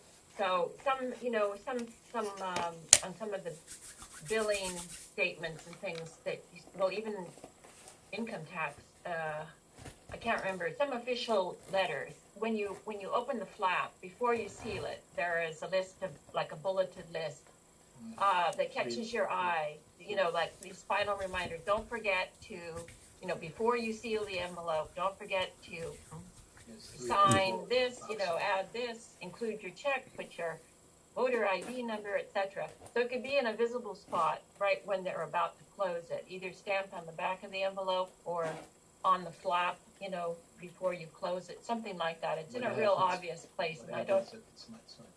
Yeah. So that was just a suggestion, was check the best location to put that, so it's eye-catching and hard to close it without complying. Okay. Thank you very much. Yeah, that's a good idea. We'll definitely keep that one in mind as we walk through the design process with them about what some of the options look like. Thank you. Marty, I think, is up next. I asked her to unmute. Okay, thank you, and I want to commend the committee for a very careful and thorough discussion of the election mechanics. You need to get down in the weeds on this stuff, and I appreciate you doing that very much. I have a list of questions, so I would like to take a little longer. May I have permission to do that? Yes. Just keep in mind, we do have some other residents who would like to make comments, so just... I will keep it as short as I can. Thanks. First is following up on Elizabeth's suggestion about the return envelopes having that sort of, highlighting on what needs to be done. Will the committee please consider having the contractor print the voter's name and address on the affidavit form, just leaving the blank line for the voter to sign? I think that would help prevent any voters from being disqualified for trivial mistakes like smudging or forgetting to fill out an address line. Is that something that the committee would consider? The vendor can do it. So the only line that the voter needs to fill out is the actual signature line. What do you think of that possibility? That is something I'm sure we can take under advisement. I think that's also one where we probably want to talk to Ron, because I think the affidavit only requires the signature. I don't think failure to print your address below it, I don't think would trigger it to be non-conforming anyway. It's the only thing that is required for it to be conforming is we are required to have the signature, I think. I will follow up with Ron on that. Yes, please, because the actual election plan says that the voter has to fill out the whole form, and that could look like it could be used to disqualify people. So please do clarify that. I think you should print out the name and address in the back and just have the signature line as the only line to sign, because that's the only one that's really required. You're quite right about that piece. Okay, the next step, will the ballot format include the rotation of names on the ballot to prevent positional bias? Yes. Okay. And the tracking systems will be on both the incoming and outgoing ballots. Yes, and I confirmed that with the vendor in the discussion on Friday. Excellent, thank you. All right, some other questions. Going to the business about new voters. Mm-hmm. You have a cutoff time for new voters of noon on May 10th, and you have a public table on the sidewalk from 5 to 8 on May 10th. And I think that is something that you might want to reconsider and perhaps have the council agree to change the cutoff time for new voters to 8 p.m. because it could create a very difficult situation for the committee members. If a new resident sees, the festivities in front, comes up to your election table at 5 p.m. or 6 or 7 and says, "Hi, I'm a new resident. I just moved in. How do I vote?" You would have to, because of that noon cutoff for new voters, turn them away, which is bad optics and can actually end up with citizens arguing with the committee members about denying new residents the right to vote. Somebody shows up, they got a driver's license or a utility bill that shows they're a new resident, the paperwork's all in order, and you're denying them a right to vote when technically, legally, they are a resident and would have the right. There's an easy remedy to that, which is to accept new voters at the table if they have the documentation, which in the past they have had, moving out voting in person. Or they've gone home and gotten it. I think it just is really awkward and like I said, creates a lot of unnecessary negativity and perhaps conflict to turn away new voters at the table.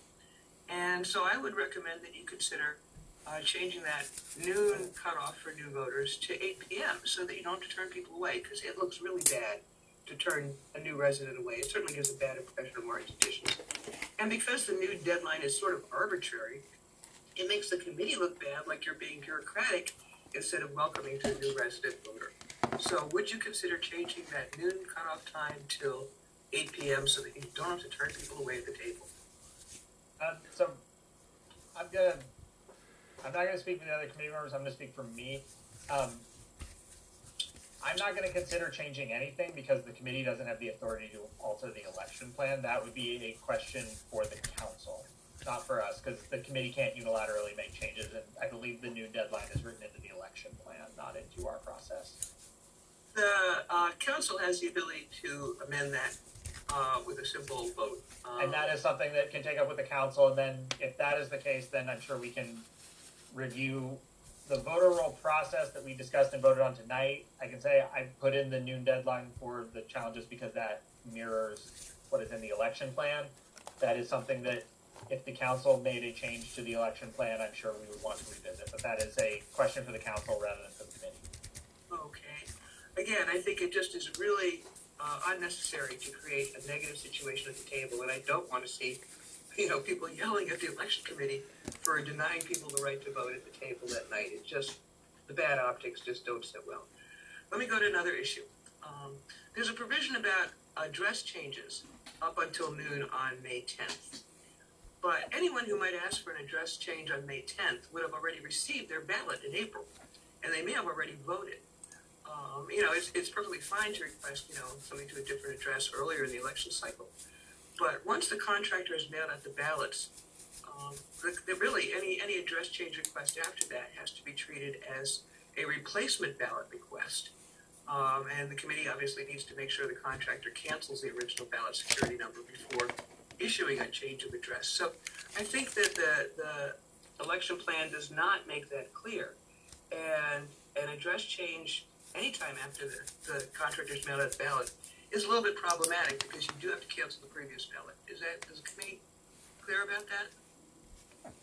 Yeah, my understanding in the process I know we followed last year, and I'm sure Niles would agree on this one, is the process is anytime a new ballot is being mailed to anyone, their old ballots are voided and canceled at that point. Yeah. Okay, Niles, you're clear on that? Right. Yep. And there's no. That's there. For whatever reason, to say whatever reason they're requesting a new ballot, the old one gets canceled and a new one gets issued, just as a broad category. That's the essential point, because the election plan is somewhat contradictory about that. It says that you have to have a change of address request by noon, but you can request a replacement ballot up till 8 p.m. But in fact, a change of address on May 10th is a replacement ballot. So actually, you can ask for it up till 8 p.m. at the table, which is good, because you are providing election services at the table. Here's a tougher question for the committee. What we all do if someone misses the March 18th nomination deadline, but then shows up and turns in their nomination and all their candidate paperwork on time on March 25th, would you keep that candidate off the ballot?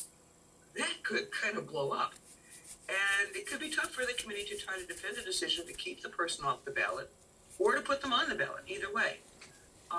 I would suggest that the committee get a written opinion from Ron Bolt in advance about how to handle a situation if someone misses the March 18th nomination deadline but does in fact turn in all their nomination and paperwork correctly on the 25th. What do y'all think of that scenario? How will you handle that? And should you get an opinion from Ron about how to handle it? I'll go first. I'm not commenting on hypotheticals on that one. Anything would be addressed as it came up relating to the circumstances. I do think you probably want to have a plan in advance, because you would be putting the nominees' names out there on the 28th, 29th, and keeping the person off the ballot, could be really problematic. It could have certainly big repercussions for the committee. I mean, I think you'd probably get a lot of criticism for keeping somebody off the ballot. Can I hear from the other committee members on it? I'll speak for me, not hypotheticals, and the committee, to the best of my ability as chair leading it, would make sure that we are following the strictures of the election plan as laid out by the council, which is what we're authorized to do. That implies that you would in fact keep the person off the ballot because they missed the 18th deadline even though they made the 25th. I'm saying that we will follow the law. Well, that's what I'm asking what the law is. What the law would be on that. I wouldn't want to be the lawyer who defended keeping somebody off the ballot. Let me put it that way. I think you really do need to talk to Ron about that. Let me go back to another question about the election plan itself. The candidate statements are described as approximately 700 words. And I wonder if that's a typo because my memory is that the council said 800 words at the February council meeting. Can you confirm that? I'll have to run it down. I thought the council changed it to 700. I think it reflects whatever was in the plan, but I'll follow up on that and try and sort it out. My memory is 800 words. And this decision... Sorry, Marty.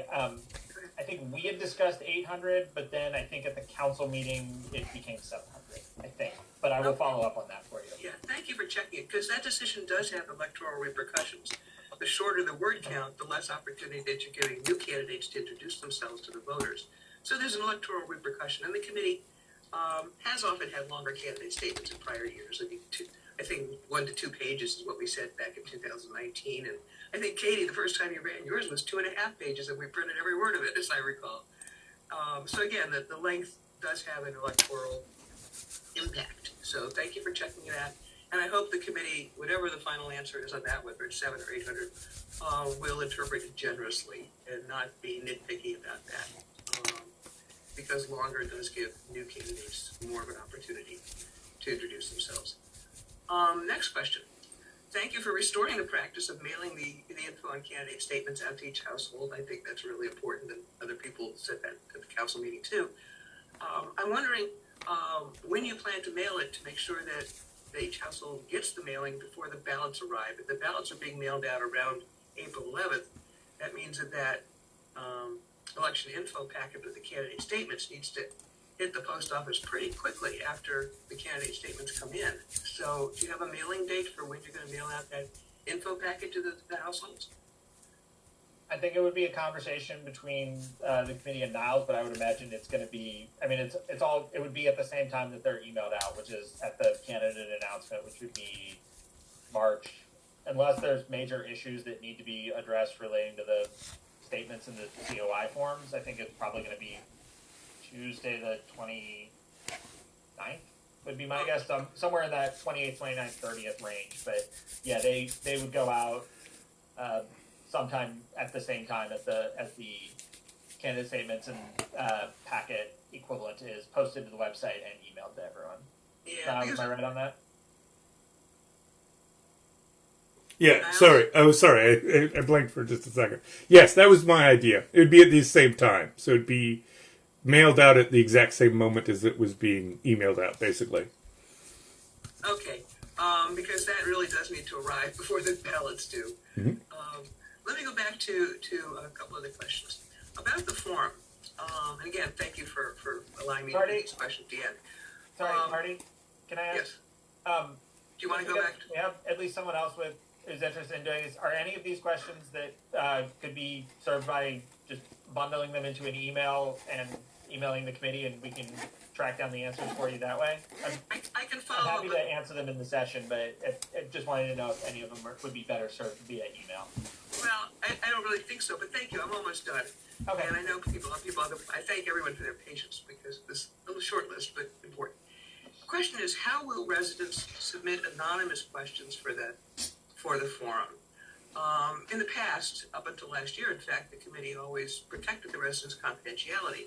When we did it in person, we passed around the 3x5 cards in a basket for anonymous questions. And, up until last year, the committee accepted all forum questions that came in any form, confidentially, by a phone, a paper note, whatever form they came in. We didn't edit the questions, we grouped them, but we basically took it as a responsibility that, this was the question the voter asked. We weren't going to condense it or edit in any way. We thought it was a responsibility ethically to ask the question the voter gave us. And we also did the confidentiality in two ways. Number one, we had a standing rule that's been in place for decades that the candidates can't see the questions before the forum. That was a concern, that some candidates might have advance notice of the questions wouldn't be fair. And I know you appreciate that. So here's the issue. If the only way that residents can submit forum questions is to the committee email, well, that's not anonymous. Any committee member, the staff, Niles, has access to that email. A council member could order Niles to give the council member access to that email. So anybody can see what the questions are and who asked them in advance. So that has a fairness implication in terms of, some candidates seeing questions in advance and others not. And it also really is not in compliance with the long tradition in the VMA of the ability to ask anonymous questions at the forum, because there's nothing anonymous about the committee email. Anybody can see who asked the question. So what provisions, if any, will this committee consider to allow residents to go back to the long tradition of being able to ask a question without being identified, and in a way that they're sure that no candidate will see it in advance? So two questions there. So I can speak for me. The candidates are not going to be able to see any of the questions in advance. The questions are going to be held entirely by the committee members. But if they're coming in on your email, how can you control that? So it's because we have control over. It's our inbox. We have control over that. If the council members, that would present some issues relating that I'm sure would raise something for the ethics committee that I don't want to get into hitting on hypotheticals. In terms of anonymous questions, it is one where it will be in the email that you can, in the same way that we've done on some of the other comments on the election plan and things. If you would like your question to be asked without your name attached to it, we'll do it. We can't guarantee anonymity because anything that comes to the inbox is subject to a Public Records Act request. And so if someone does file a request for that, then they will be able to see the emails. In my mind, having them come through the inbox, the benefit to that is that allows for record keeping. That allows us to point at the end and say, these are all the questions we got. We know they're from qualified voters and or residents, because I know that was something that was flagged. If we get a question from a 16-year-old resident of the village, then we want to be able to consider including that. And so we will take the steps that we can to answer the questions and honestly in compliance with record keeping and the law. So there really is no anonymity for the people asking the questions, because everybody on the committee will know who asked the question. And staff certainly has access to that email. And because the employees have access, that means the council members do have access too. That would put Niles in a bad position. Niles, I assume if a council member asked to see the questions in advance, you would inform the committee and tell the council member no? Yes. Hang on. Hang on. Yes. I mean, it would be inappropriate for a council member to ask anyways, but yeah, I mean, my responsibility in that would be to the committee, and I mean, frankly, it'd probably be informed to the chair as well, who is not a candidate, or who can't be a candidate. He'll be, for another year, and so that would be something to deal with, and probably the village attorney, honestly. So. Okay, thank you for considering it, because it's a concern. And the final question I'm done is, will you, as a committee, publicize the fact that residents can also observe the adjudication and vote counting process? The plan provides for that, but I don't think that your communications necessarily have said that.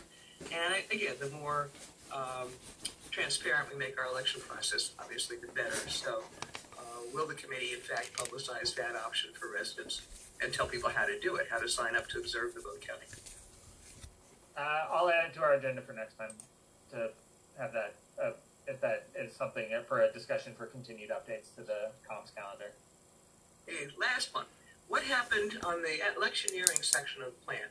There was a provision number 5, traditionally for the last 6-7 years, a standard provision about no electioneering within 100 feet of the committee table. And that language has disappeared from this election plan. I don't know if it was dropped deliberately or by accident, but I think the committee will need to decide what to do if some of the candidates show up to hand out their campaign materials from 5 to 8 on May 10th, right next to your official table and drop box. Because if you allow the candidates to stand right there and do that, it could give the appearance that the committee favors those candidates. And that puts you in a bad position with the bias ordinance. So I don't know why the electioneering provision disappeared, but will you consider asking the council to add it back in? It certainly was there, traditionally, I don't know why it disappeared. It's been there forever. Again, I think for anything relating to changes to the plan, that would be a question better served by directing it to the council rather than to us. But the committee would have no objection to having that reinstated. I'm not going to speak for the committee. Katie, do you want to say something about that? Hang on. Katie, can you hang on 1 second, because I think we had an order for what we were going to do next, and then we'll go to that. Okay. Just to post on that. Okay. So was that everything, Marty? Yep, that's it. Thank you for your patience. I had a list of questions that I could have asked during, but I saved them for the end. Thank you. Okay. Susan is up next. Thank you. Yep. No, we can hear you. I'm on? Yes. Okay. Yeah, you're on. Okay. First of all, thank you all for doing such a thorough, thoughtful job on all of this.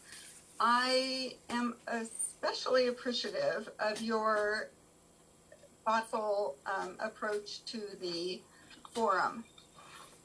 As many of you may know, the 2020 forum was probably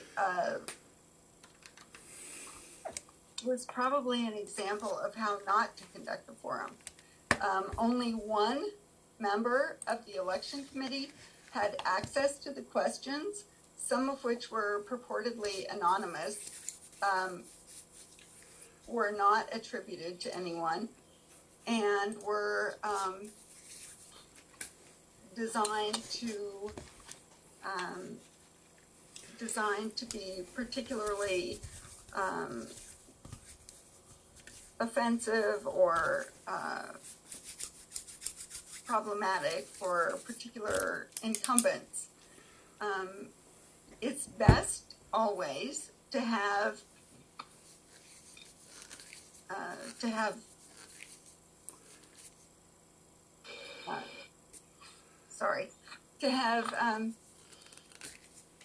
more than one person having access to the questions. And thanks for what you're all doing. Thank you, Susan. And then, Katie, I think you're up next. Thank you. I mean, I was just going to address some of the questions raised by Marty. As for the electioneering language, I'm going to kick that off to Andrew, but I think it's because of the mail-in election, the nature of it, wouldn't seem to be an issue. And also, back for the statements, just piggybacking, last year, I have it right in front of me, the requirement was for candidate statements, they should be limited to one single space, 8.5 by 11-inch page using 12-point font. So there was no 700 versus 800 word. Just to let you know, that was what it was last year. I don't know what that comes out to a page, word count on a page, but that was what we, those were our constraints last year. So I don't know, I don't have the previous years in front of me, but I did find that in my email from last year. So I just wanted to share that with the committee. And now I'll kick it off to the chair. Before Andrew speaks, Katie, I think ballpark, rough one I've used in the past, one page is around 500 words. So. Yeah, that's fine. But I don't recall the whole 700 versus 800, but that's what we dealt with last year. So I just thought I would share. Okay. Perfect. Thank you, Katie. Andrew? Well, here's the good news. If George is correct and it's 500 words on a page, the election plan this year allows for approximately up to 700. That means the election committee has the flexibility. If it's over 700, it doesn't say it has to be cut off at 700. It says approximately. So there's flexibility in candidate statements versus what Katie and I do recall, one page, the font, the single line. So we're allowing for a lot more flexibility, thankfully, for the upcoming candidates. And I'm not looking to do a colloquy here with Marty or anyone else. I'm just going to answer a couple of quick questions and let everyone go to bed as soon as we're done. So that was one item. On the hypothetical that George did not want to answer on what if someone misses the March 18th deadline but has the entire package ready for March 25th, we don't need Ron's guidance.